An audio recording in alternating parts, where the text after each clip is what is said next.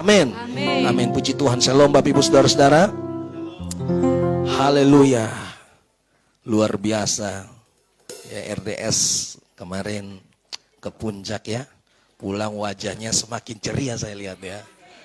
Ternyata pergi naik dengan beban, turun dengan kelepasan. Haleluya. Ya. Haleluya. Luar biasa. Ya, puji Tuhan ya. Hari ini kita sementara dalam suasana memperingati Jumat Agung dan Hari Paskah, minggu-minggu sengsaranya Tuhan Yesus, dan kita bersyukur bahwa Tuhan bukan saja menjanjikan surga, tetapi Dia turun dan membukakan pintu itu bagi saudara dan saya, sehingga kita ada di tempat ini malam hari ini. Nah, malam hari ini kita belajar tentang perjalanan salib Tuhan. Ya. Perjalanan salib Tuhan dimulai dari kisah Kamis malam ketika Tuhan Yesus bersama murid-muridnya melakukan perjamuan. Perjamuan terakhir di dalam Matius 26 ayat 20 sampai 30, Markus 14 dan Lukas 22 ayat 14, Yohanes 13 ayat 21 dan seterusnya.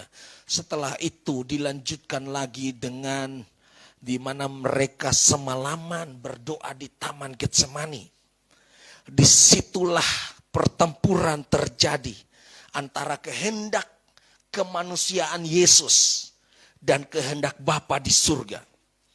Pertempuran di dalam batin, peperangan di dalam pikirannya. Ya, ketika itu Tuhan Yesus secara manusia merasa bahwa apa yang akan terjadi itu sangat-sangat berat. Sehingga dia tidak sanggup untuk memikulnya sampai dia berkata, ya Bapa, di Taman Getsemani dia berdoa, kemanusiaannya Yesus berdoa, ya Bapa kalau bisa cawan ini lalu daripadaku.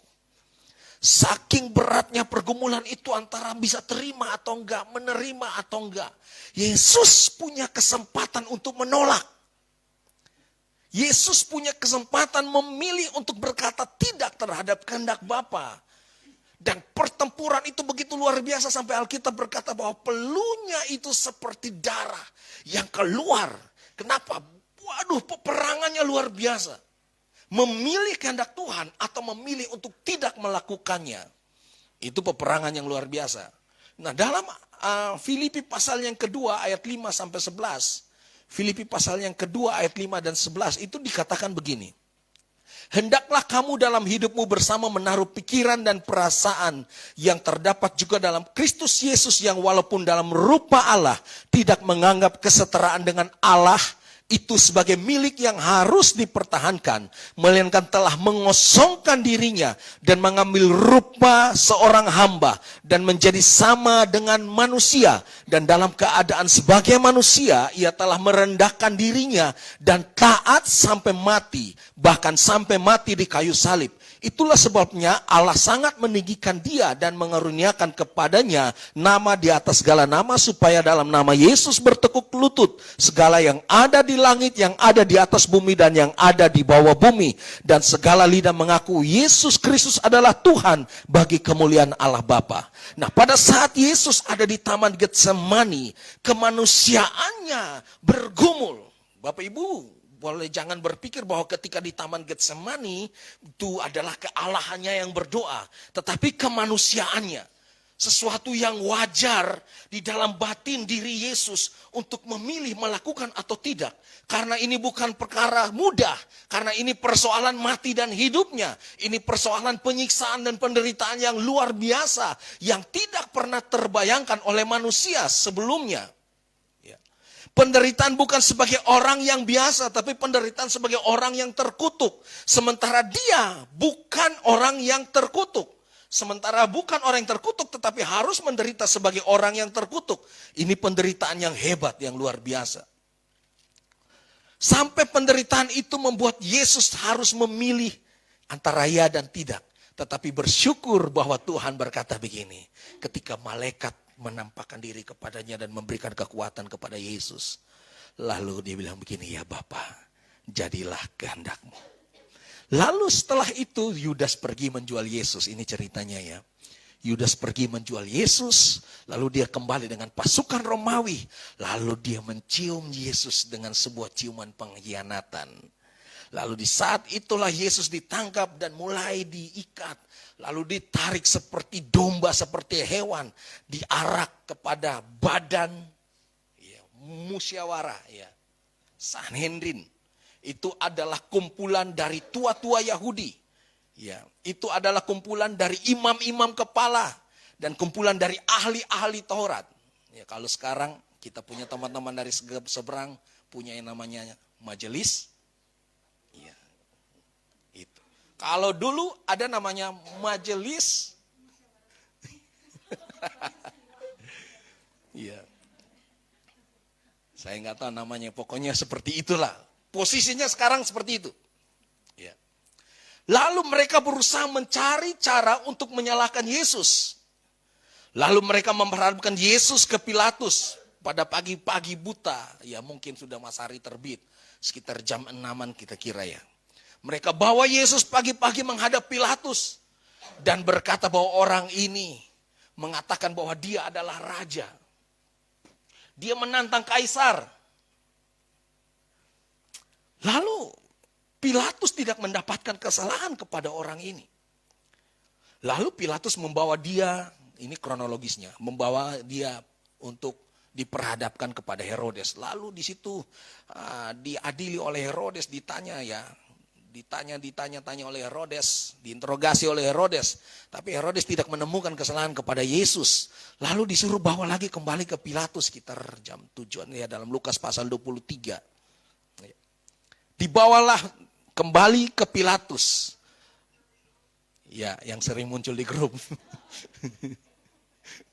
Itu saya nggak tahu grupnya. Grupnya siapa itu ya? Dibawalah ke Pilatus dan disitulah ya puncak di mana Yesus harus dihukum. Pilatus tidak menemukan kesalahan Yesus, satu pun tidak menemukan kesalahan Yesus. Tetapi pada waktu itu dia berhadapan dengan orang-orang yang begitu banyak, ya, massa yang begitu banyak yang di luar lagi demo hebat. Ya. Di hadapan ya, rumah jabatannya, ya, kantor jabatannya Pilatus. Massa begitu luar biasa, lalu mereka teriak, salibkan Yesus, salibkan Yesus. Bapak Ibu Saudara pernah ingat ya, masa-masa ketika Ahok dihukum, dijatuhi hukuman penjara. Seorang yang sebenarnya tidak bersalah tetapi terpaksa dibuat bersalah karena suara demonstrasi yang begitu luar biasa. Pada saat itu Pilatus punya satu pilihan, gak ada pilihan lain. Karena kalau Pilatus tidak mengiyakan permintaan mereka, salibkan Yesus, maka satu kemungkinan ada rusuh besar di Roma. Rusuh besar di sana. Tidak ada pilihan. Sama seperti zaman Ahok waktu itu ya. Saya nggak bela, maksudnya lebih pro Ahok atau gimana ya. Tetapi kondisinya kayak gitu. Betapa menegangkan situasi pada saat itu. Pemerintahan Romawi pada saat itu. Ini kalau saya nggak bilang ya terhadap permintaan mereka. Maka pasti ada rusuh besar di Yerusalem. Maka Pilatus secara terpaksa harus mencuci tangan dan menyerahkan kepada mereka kembali. Terserah kalian mau apakan orang ini, terserah. Salibkan dia dan bebaskan Barabas. Akhirnya Barabas dibebaskan. Lalu Yesus mulai disiksa dan dianiaya. Bapak Ibu Saudara tahu berapa cambuk yang Yesus pikul? Yang didera berapa?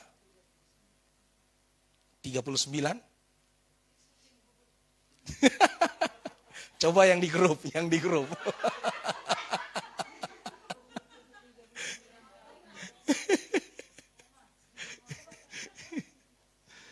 Dan cambuk itu bukan cambuk biasa kayak di Aceh, ya. Orang salah pencuri dicambuk, tapi cambuknya cambuk biasa. Cambuk di sana cambuk pakai rantai bersih, yang ujung-ujungnya seperti anak panah tajamnya dan seperti mata kail. Yang ketika dicambuk, kalau kita nonton film The Passion of Christ, itu begitu dicambukkan ke tubuh seseorang, maka itu dia akan merobek semua dagingnya. Lalu Yesus menderita dan Yesus tidak pernah bersungut-sungut dan Yesus tidak pernah berkata, cukup, aku menderita. Tetapi Yesus terus memikul salib itu. Setelah itu dikenakan mahkota duri di kepalanya. Badan sekujur tubuhnya penuh dengan penderitaan. Luka yang begitu luar biasa menganga. Darah bercucuran dari ujung rambut sampai ujung kaki. Dan semuanya itu dilakukan Yesus karena perbuatan kasihnya. Dia membuktikan kasihnya bagi saudara dan saya. 3 kali Yesus jatuh tapi dia terus bangkit. Sampai dia targetnya mencapai satu visi bahwa aku harus sampai di Bukit Tengkorak. Aku harus sampai di sana dan aku selesaikan misi Bapakku yang di surga. Sampai pada satu titik dia berseru, ya Abba, ya Bapa, mengapa engkau tinggalkan aku? Dan dikatakan sudah selesai. Bapak Ibu Saudara-saudara, kalau kita mau lihat penderitaan Yesus. Kita nonton penderitaan Yesus, saya berulang kali nonton air mata saya jatuh. Tapi timbul satu pertanyaan dalam hati saya. Kenapa Yesus harus menderita seperti itu? Bukankah dia Tuhan? Bukankah dia hanya cukup berfirman, maka semuanya bisa selesai? Kenapa dia harus menderita? Atau mungkin begini pertanyaannya. Kenapa Yesus harus capek-capek dicambuk, dikenakan mahkota duri, harus pikul salibnya, berjalan sambil dicambuk, dicemooh, dicaci maki, diludahi, dihina, difitnah. Kenapa harus jalani, Yesus harus melewati jalan Via Dolorosa itu. Kenapa enggak langsung dipancung? Pas, selesai mati, singkat kan? Kenapa Yesus enggak memilih jalan itu? Tetapi Yesus harus memilih jalan yang susah, yang luar biasa, jalan Via Dolorosa yang begitu panjang. Penderitaan yang begitu berat sebelum sampai di kayu salib dan mati di kayu salib. Kenapa Yesus enggak memilih, ya cukup ya pancung kepalaku. Ya. Bapak Ibu Saudara-saudara, kita harus melihat, saya tunjukkan satu ayat. Kenapa Yesus harus mengikuti jalan Via Dolorosa sebelum mati di kayu salib? Ada satu hukum yang pernah tertulis di dalam hukum Taurat. Hukum yang dibuat oleh Tuhan sendiri.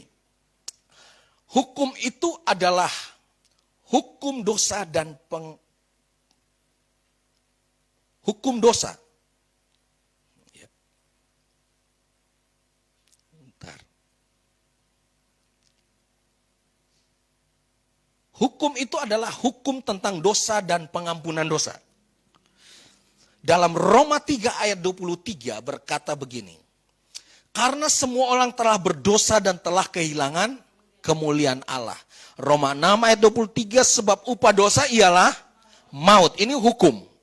Hukum yang tidak bisa diganggu-gugat oleh siapapun. Hukum yang ditetapkan oleh Allah. Tetapi kasih karunia Allah ialah hidup yang kekal dalam Kristus Yesus Tuhan kita. Nah, bagaimana cara seseorang yang ketika berdosa dihukum akibat perbuatan dosa itu pun diatur dalam hukum Taurat. Dalam Ulangan 21 ayat 23. Persyaratan orang yang melakukan dosa dan layak dihukum, dia harus dihukum dengan cara demikian. Ulangan 21 ayat 22 dan 23. Penguburan orang yang dihukum mati. Ayat 21. Ayat 22. Apabila seseorang berbuat dosa yang sepadan dengan hukuman mati, ini hukum Allah. Lalu ia dihukum mati, kemudian kau gantung dia pada sebuah tiang, ayat 23, maka janganlah mayatnya dibiarkan semalam-malaman pada tiang itu.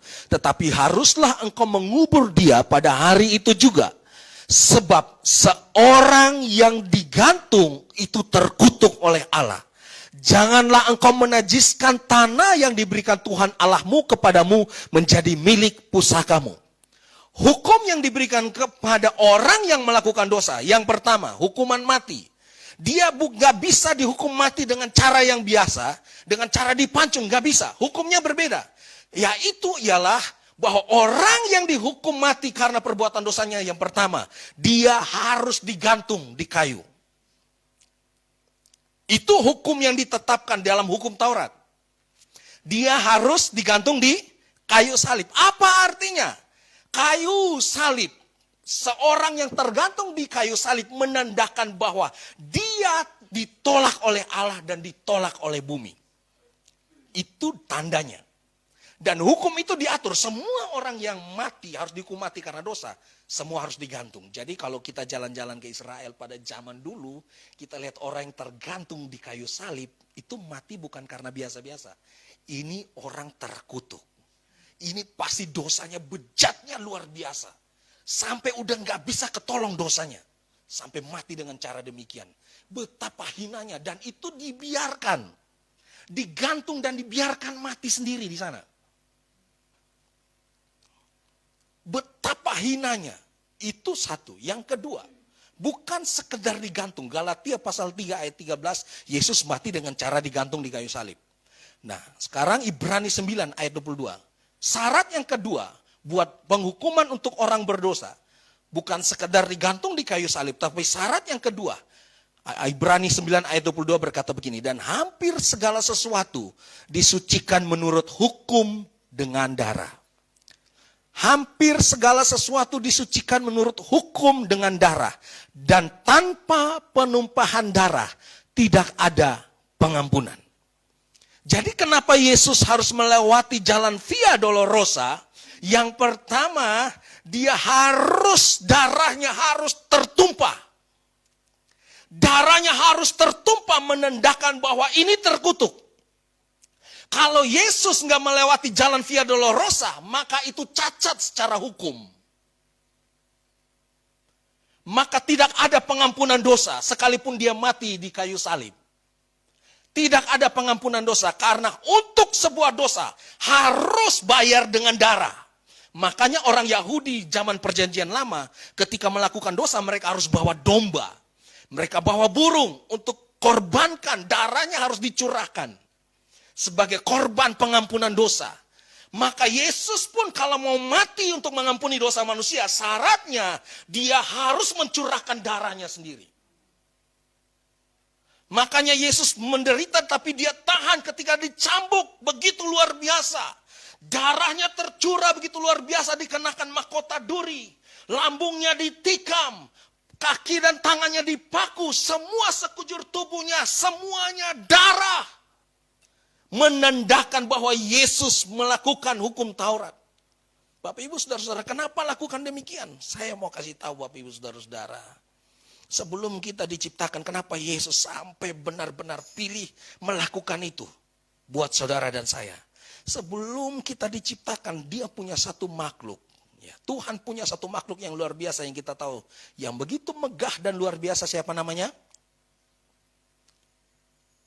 Lucifer.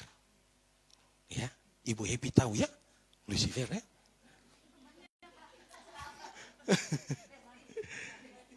Tuhan punya satu makhluk yang luar biasa yang namanya Lucifer.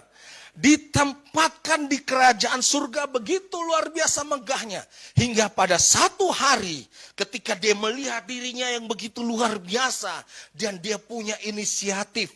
Kenapa bukan aku yang disembah? Kenapa harus Allah yang disembah?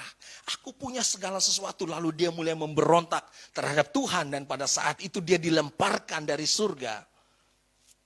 Lalu begini, Lucifer bilang begini, Bapa, engkau tidak bisa hukum aku. Loh, kenapa? Aku salah bukan karena aku yang mau aku salah.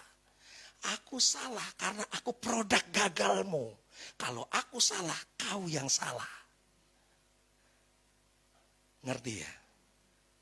Lucifer berusaha mempertahankan dirinya supaya nggak dihukum. Dia berapologet dengan Tuhan. Dia bertarung dengan Tuhan. Kalau aku salah, aku nggak pingin dilahirkan, aku nggak pingin diciptakan. Ya aku ada sekarang ya karena kau yang ciptakan aku. Maka hari ini kalau aku berbuat salah, kamu yang salah. Lalu Tuhan bilang begini, oke. Kalau you bilang aku yang salah, kita buktikan aku ciptakan makhluk yang lain. Dan kita lihat pembandingnya.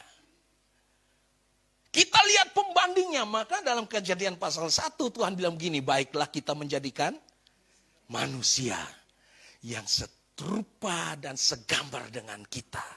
Tujuannya adalah supaya sebagai pembanding antara yang benar dan yang salah. Syarat untuk menjatuhkan hukuman kepada seseorang harus ada pembandingnya. Pembuktian yang benarnya yang mana, yang salahnya yang mana. Ingat dokter Terawan kemarin ya. Dibuktikan bersalah tanpa tahu apa penyebabnya. Maka waktu Hotman Paris show, dia undang dokter dari ID dan dokter yang dari ini. Dia bilang begini, dokter ID, udah buktikan belum Terawan itu secara ilmiah, kajian ilmiahnya dia salah? Belum. Loh, belum tahu dia salah. Tapi udah vonis orang bersalah. Itu cacat secara hukum. Maka Tuhan gak bisa begitu. Harus ada pembuktian yang benar yang mana, yang salah yang mana.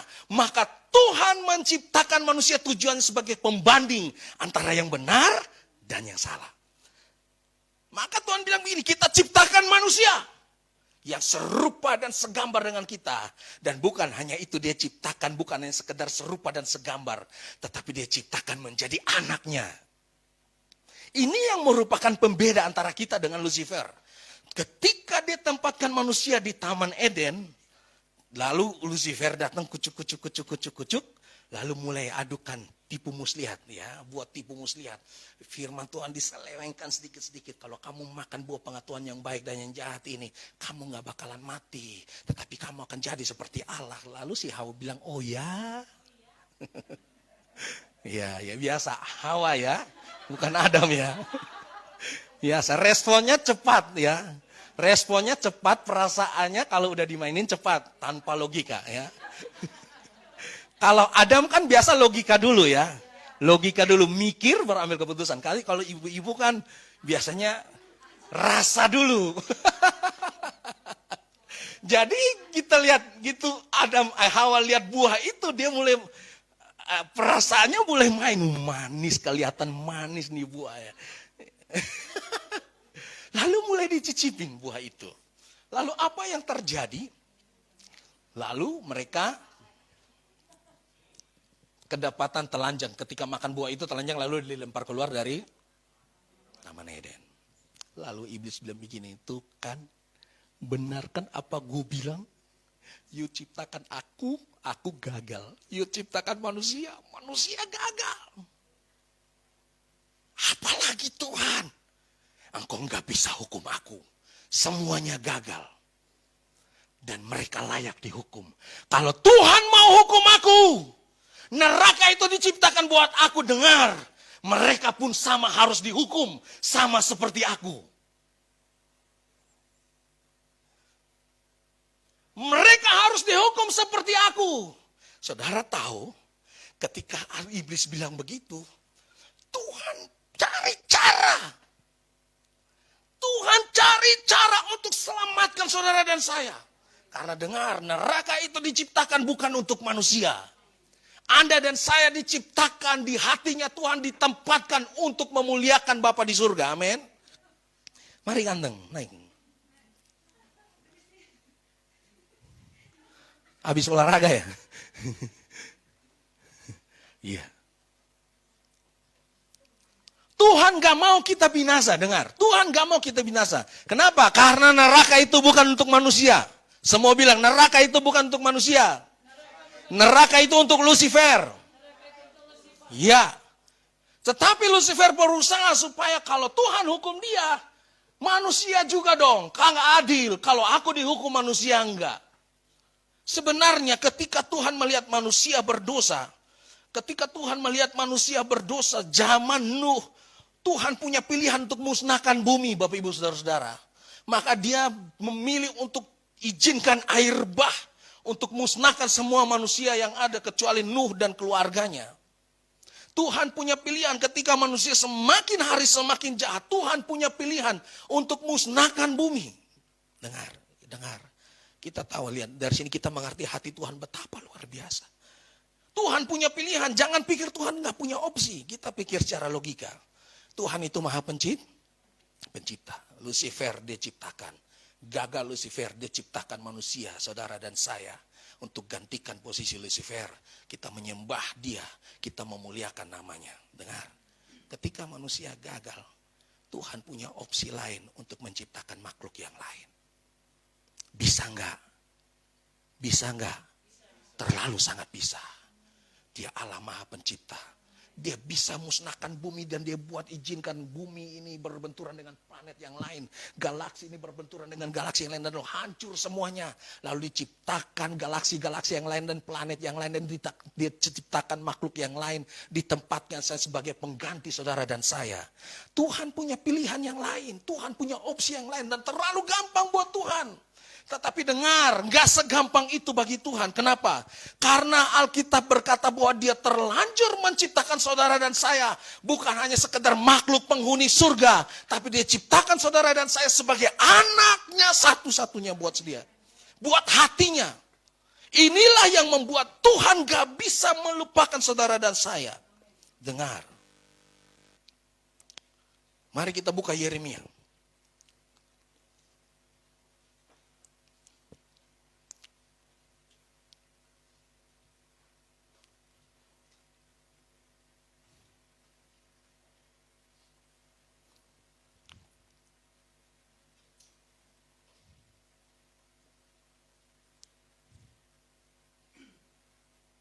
Yeremia 30.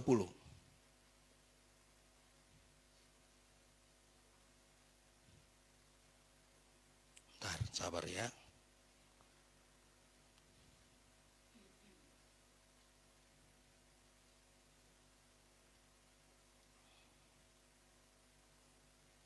Bentar, saya cari ayatnya. Yeremia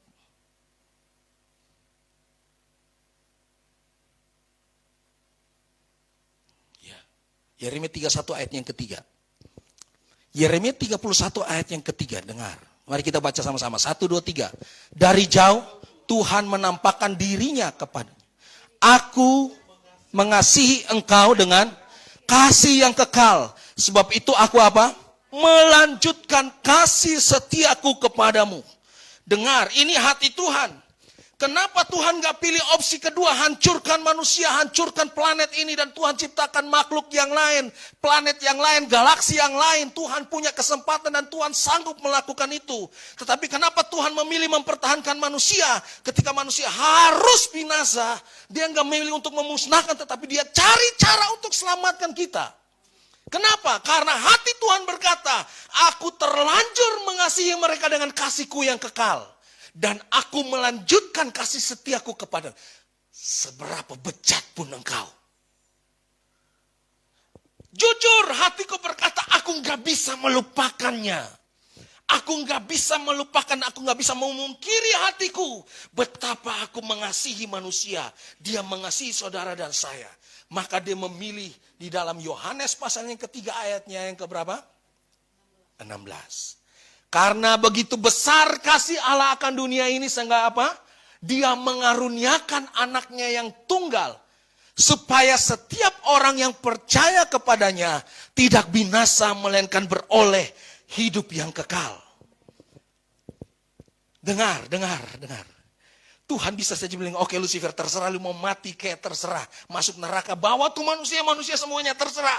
Aku bisa ciptakan yang lain. Tetapi Tuhan bilang enggak. Aku terlanjur sayang kepada makhluk yang satu ini. Aku gak bisa melupakannya.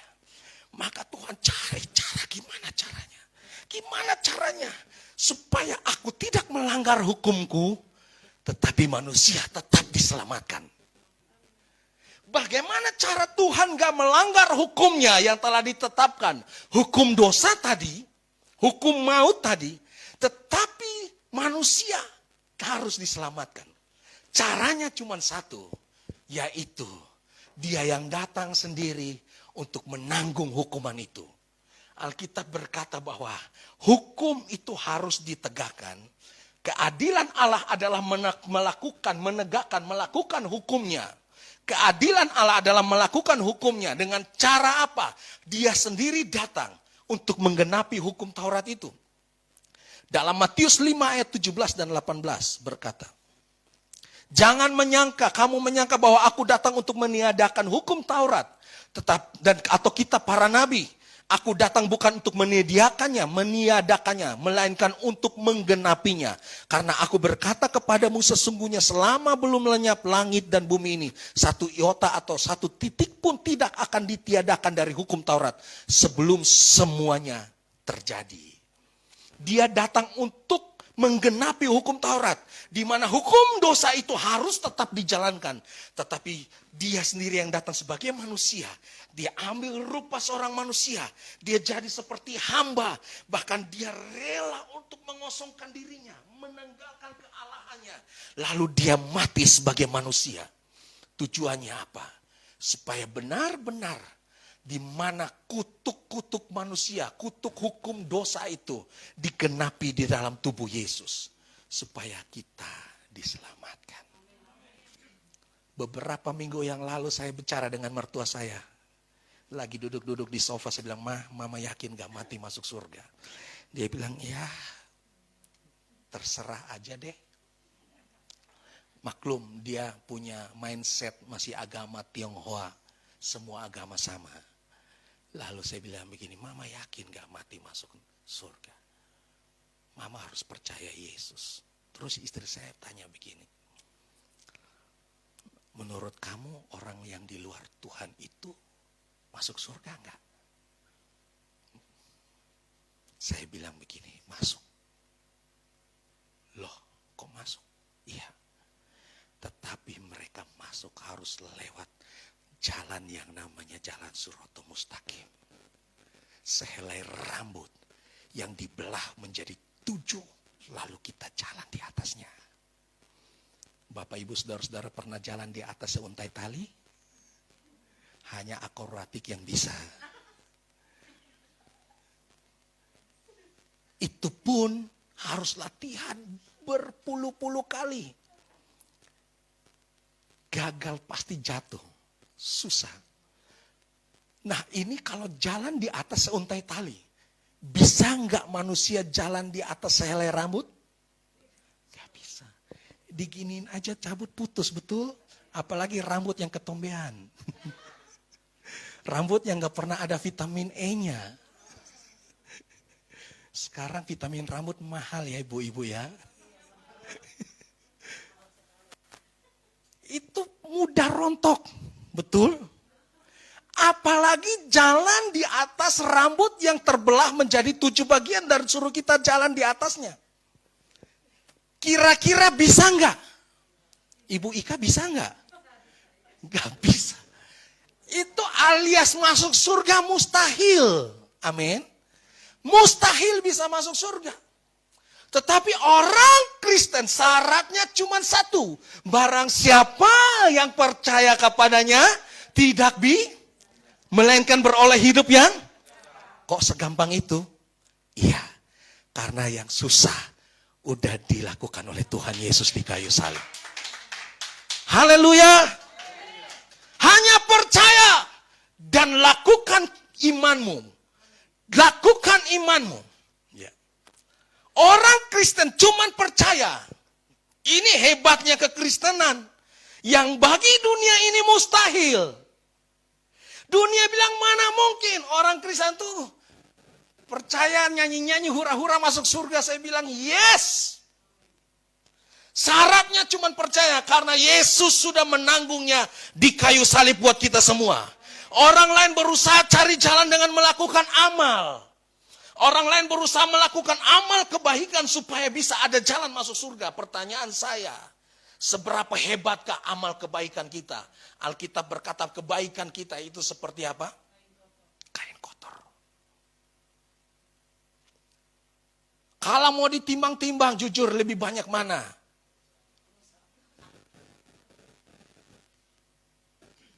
Pilih mana, jadi Kristen atau jadi yang lain? Barang siapa percaya kepadaku tidak binasa. Hanya nama Yesus. Hanya percaya Yesus. Itu sebabnya Yesus memilih untuk mati buat saudara dan saya. Supaya apa? Supaya kita melihat anugerah itu dan kita datang kepada anugerah itu.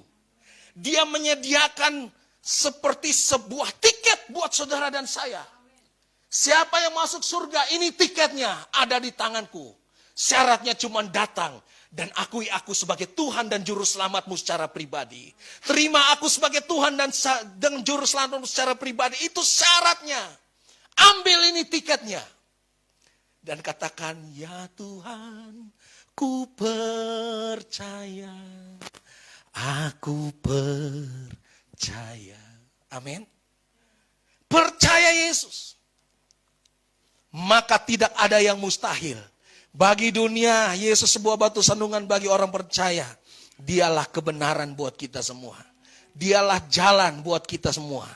Oleh sebab itu hari ini kenapa Yesus mati di kayu salib? Karena ada hukumnya harus menderita. Seorang yang tergantung di kayu salib dan harus menguncurkan darahnya. Itu tanda sebagai satu tanda orang yang terhukum karena dosa dan Yesus melakukannya. Dan yang kedua, kenapa Yesus menderita? Karena kasihnya yang kekal itu loh Bapak Ibu Saudara-saudara yang tadi saya jelaskan buat kita semua. Karena begitu besar kasih Allah akan dunia ini. Sehingga ia mengurniakan apa? Anaknya yang tunggal. Supaya setiap orang yang percaya kepadanya tidak binasa. Melainkan apa? Beroleh hidup yang kekal. Wow. Ini yang luar biasa. Bapak Ibu Saudara-saudara, Yesus pernah berkata begini. Ya. Di dalam Yohanes 10 ayat 17 dan 18. Yesus pernah berkata begini. Bapa mengasihi aku oleh karena aku memberikan nyawaku untuk menerimanya kembali. Tidak seorang pun mengambilnya daripadaku. Melainkan aku memberikannya menurut kehendakku sendiri. Tidak seorang pun yang berkuasa mengambil nyawaku. Tapi aku memberikannya. Bapa pun enggak. Bapa pun enggak. Aku memberikannya menurut kehendakku sendiri. Aku berkuasa memberikannya dan berkuasa mengambilnya. Inilah tugas yang kuterima dari Bapakku. Yesus punya kuasa untuk begini loh. Ketika dia dipaku di kayu salib, dia bisa saja langsung kerahkan kekuatannya, kuasanya, powernya. Tiba-tiba paku itu tercabut. Dia turun dari salib. Lalu dia musnahkan semua tentara-tentara Romawi. Tetapi Yesus enggak memilih itu. Karena I love you so much. Kasihku kepadamu lebih daripada darahku. Kamu nggak bisa bayangkan betapa hatiku mengasihi engkau. Makanya Bapak Ibu Saudara-saudara, kalau kita dosa sampai hari ini, Tuhan selalu memberikan kesempatan pertama, kedua, ketiga, keempat buat saudara dan saya. Tuhan gak pernah menyerah dengan kita. Tuhan gak pernah gagal dengan kita. Sekalipun banyak kali kita gagal mengiring Tuhan. Tetapi Tuhan tidak pernah gagal. Kasihnya tidak pernah gagal atas diri kita. Dia selalu menerima kita apa adanya. Dia menerima kita karena kita anaknya. Amin. Saudara dan saya anaknya. Ini faktanya. Maka Tuhan berkata, aku gak bisa untuk tidak mengasihaninya kembali. Hal yang ketiga, kenapa Tuhan Yesus harus mati, menderita di kayu salib, mengikuti jalan Via Dolorosa. Yang ketiga, untuk mematahkan dakwaan-dakwaan iblis atas saudara dan saya. Wahyu 12 ayat 10 berkata, dan aku mendengar suara yang nyaring di surga berkata, sekarang telah tiba keselamatan dan kuasa dan pemerintahan Allah kita dan kekuasaan Dia yang diurapinya. Karena telah dilemparkannya ke bawah pendakwa saudara-saudara kita, yang mendakwa mereka siang dan malam di hadapan Allah kita. Bapak Ibu Saudara-saudara, iblis selalu dakwa. Bapak gak bisa hukum aku kalau Bapak hukum aku. Manusia juga, mereka harus mati di kayu salib. Mereka harus menderita. Mereka harus masuk neraka sama seperti aku. Kalau aku harus masuk neraka, mereka pun juga. Maka dia dakwa setiap hari kita buat dosa, kata Alkitab. Pagi, siang, dan malam iblis selalu menghadap Tuhan dan bawa nama-nama kita. Ketika kita bangun pagi dengar iblis sudah siap berdiri menanti untuk lihat kesalahan kita. Dan siap mendakwa saudara dan saya. Sampai malam. Sampai kita mau tidur, maka penting bagi saudara dan saya bangun pagi. Wajib hukumnya untuk apa?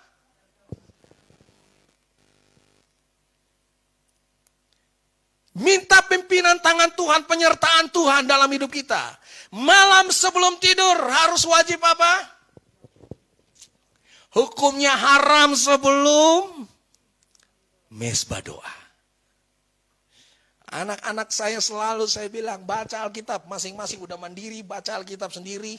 Mereka doa masing-masing. Tetapi sebelum mereka selesai doa, saya bilang, gak boleh tidur sebelum papi doa berkat. Jadi habis mereka doa, papi doa berkat. Harus tumpang tangan buat anak-anak. Berkati. Berkati keluargamu, berkati tutup bungkus keluargamu. Tiap malam, pagi, siang, sore, malam. Tutup bungkus keluargamu. Karena setiap hari iblis mendakwa engkau. Dan Yesus berkata, aku sudah selesaikan semuanya di atas kayu salib. Dan semuanya finish. Dan dia mematahkan dakwaan-dakwaan iblis. Sehingga kita bisa berkata, sekarang telah tiba. Apa? Keselamatan dan kuasa. Dan pemerintahan Allah kita. Karena telah dilemparkannya para pendakwa kita. Oleh siapa? Oleh darah anak domba. Oleh apa lagi? Oleh kesaksian kita. Iblis dikalahkan, kuasanya dihancurkan oleh domba. Waktu kita sakit, kita ucapkan darah Yesus berkuasa. Waktu kita dalam masalah, kita ucapkan darah Yesus berkuasa. Waktu kita dalam keadaan terhimpit, dalam keadaan tak berdaya, lemah, kita berkata darah Yesus berkuasa. Haleluya. Darah itu menjadi jaminan bagi saudara dan saya. Saya ingat satu kesaksian seorang yang mantan gereja setan, namanya Mukendi. Kalau pernah baca bukunya, Mukendi ya. Ketika dia dengar nama Yesus, waduh, seperti ketakutan luar biasa. Waktu dia menghadap Lucifer, lalu dia ngomong tentang Yesus, Lucifer jatuh dari taktanya. Nama itu sangat berkuasa. Nama itu menjadi jaminan. Darahnya menjadi jaminan bagi saudara dan saya. Maka kita tidak perlu takut lagi terhadap apapun yang kita hadapi dalam dunia ini. Karena jaminan adalah apa? Darah Yesus bagi saudara dan saya. Haleluya. Hal yang keempat dan yang terakhir. Kenapa Yesus harus menderita? Supaya Yesus jadi teladan buat kita. Supaya dia berkata, barang siapa yang mau mengikuti aku, ia harus menyangkal dirinya, memikul salibnya setiap hari dan follow me.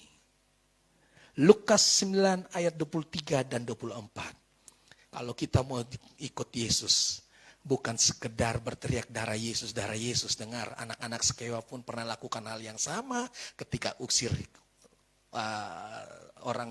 usir setan yang kerasukan, orang yang kerasukan.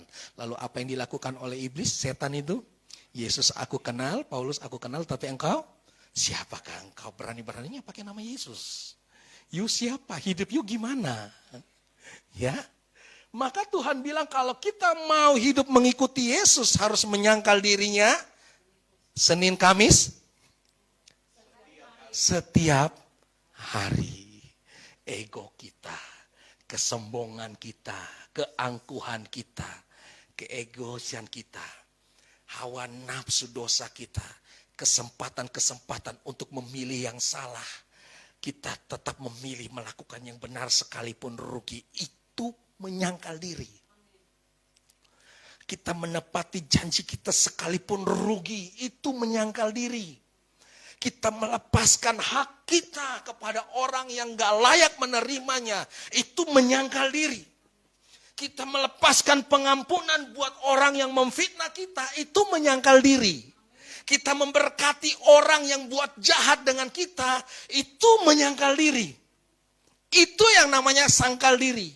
Dan pikul salib setiap harinya. Kalau kita lakukan ini, maka ada kuasa yang menyertai saudara dan saya. Kuasa itu bernama darah Yesus. Dan barang siapa mau menyelamatkan nyawanya, ia akan kehilangan nyawanya. Tapi barang siapa kehilangan nyawanya, nyawa di sini kalau bahasa aslinya itu bilang hidup. Barang siapa rela kehilangan hidupnya, maka dia akan menyelamatkannya. Hidup, rela kehilangan hidup karena kebenaran, mempertahankan kebenaran. Rela kehilangan kemewahan karena mempertahankan kebenaran. Wow, dengar. Engkau tidak akan jatuh miskin karena itu, dengar. Pembelaanmu adalah dari tangan Tuhan sendiri. Engkau rela memilih remah-remah karena mempertahankan kebenaran, dengar. Engkau hidup dari tangan Tuhan. Dia bertanggung jawab atas hidupmu, hari esokmu, masa depanmu, dan keturunan-keturunanmu. Dengar. Haleluya. Sampai Daud berkata, dahulu aku muda sampai aku tua, aku tidak pernah lihat orang-orang benar hidup meminta-minta roti. Orang yang mempertahankan diri, bayar harga, mempertahankan diri, melakukan kebenaran. Dengar, Tuhan yang bertanggung jawab atas hidupmu. Mati hidupmu, Tuhan yang bertanggung jawab. Bahkan sehelai rambutmu jatuh, tanpa seizin Tuhan takkan bisa terjadi. Jikalau Tuhan yang membuka pintu bagimu, tidak ada yang dapat menutupnya kembali. Haleluya. Karena pembelaanmu total dari Tuhan. Mari berdiri bersama Tuhan. Pikul salibmu, sangkal dirimu setiap hari, dan ikut Tuhan. Dan lihatlah perkara-perkara ajaib Tuhan lakukan dalam hidupmu. Kemuliaan demi kemuliaan Tuhan nyatakan dalam hidupmu. Dan setiap hari engkau akan lihat kejutan demi kejutan dari tangan Tuhan. Haleluya. Engkau tidak pernah lagi mengalami yang namanya rasa takut atas hari esok. Dengar, engkau tidak pernah lagi merasa rasa takut terhadap kematian. Engkau tahu persis jalan yang engkau tempuh. Dan engkau tahu hari esokmu terjamin dalam tangan Tuhan. Haleluya. Haleluya. Kalaupun engkau berhadapan dengan maut, engkau tahu kemana engkau akan pergi. Engkau tidak pernah takut terhadap maut sekalipun. Haleluya. Mari berjalan bersama dengan Tuhan. Karena jaminannya adalah darah Yesus. Segampang itukah orang Kristen masuk surga? Katakan ya. Haleluya. Mari kita tundukkan kepala, kita berdoa. Saya undang pemain musik dan singers. Kita angkat pujian yang tadi. Haleluya. Olehkah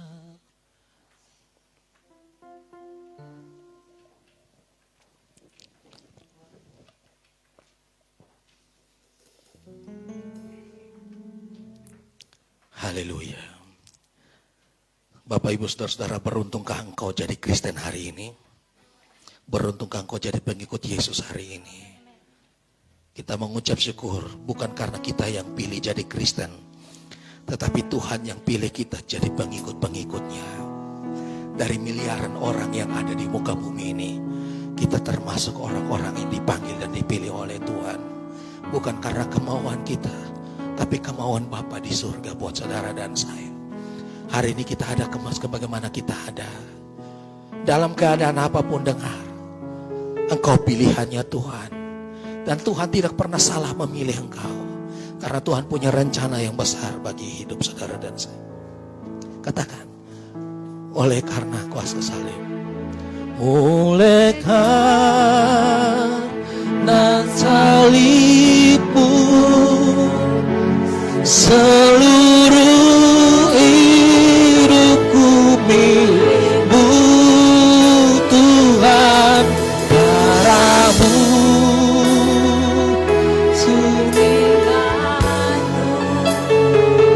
kuasa salib. Mari bangkit berdiri sama-sama.